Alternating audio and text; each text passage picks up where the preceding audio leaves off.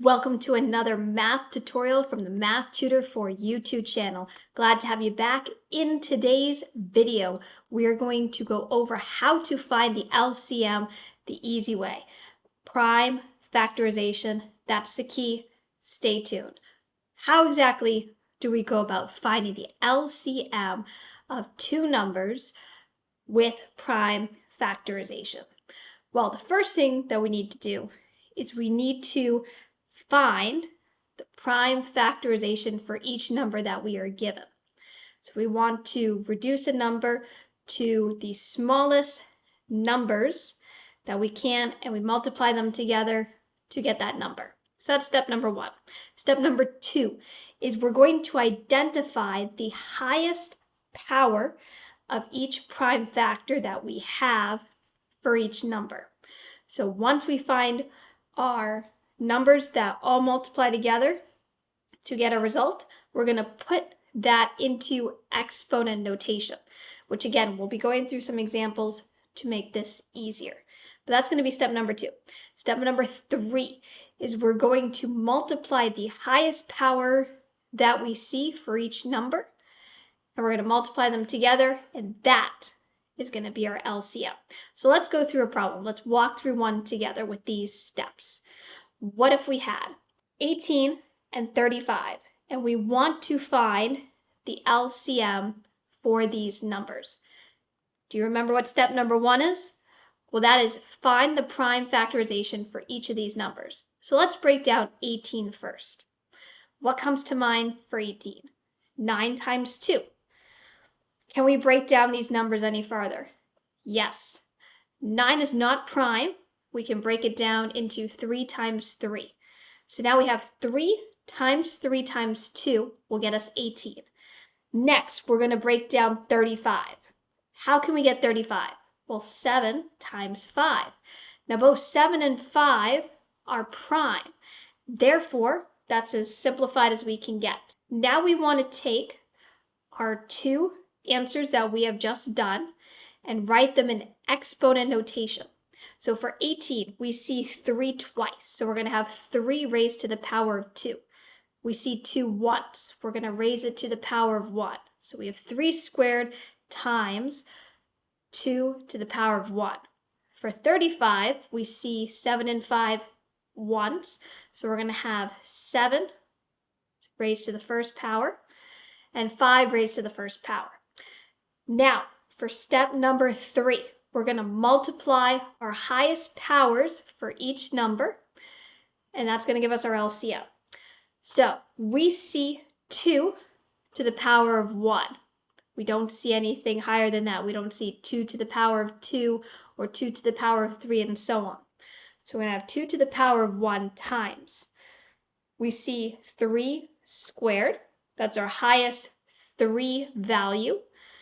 So we're going to multiply that, and then we're going to multiply 5 to the power of 1 and 7 to the power of 1. We're going to multiply all these together. So we're going to have 2 times 3 times 3, because 3 is repeated twice, times 5 times 7. And if we multiply all those together, we would get an answer of 630. And this is our LCM for 18 and 35. Let's try another problem. We're going to have this time 16 and 24. Going through step number 1 again. Let's do the prime factorization for each of these. 16. What do we think of for 16? Well, I could think of 4 times 4. Can we break down 4 any smaller? Yes. So we're going to have 2 times 2 times 2 times 2. So 2, if we write our answer in exponent notation, we would have 2 raised to the power of 4. So that would be for 16. Now for 24, I can think of 6 times 4. So 6 and 4 we can break down. So we're going to have 2 times 3 times 2 times 2. Now how many times do we see 2? We see it 3 times. So to write this in exponent notation, I'll have 2 to the power of 3 times 3 to the power of 1. Now we get to step number 3. We want to multiply our highest powers that we see together.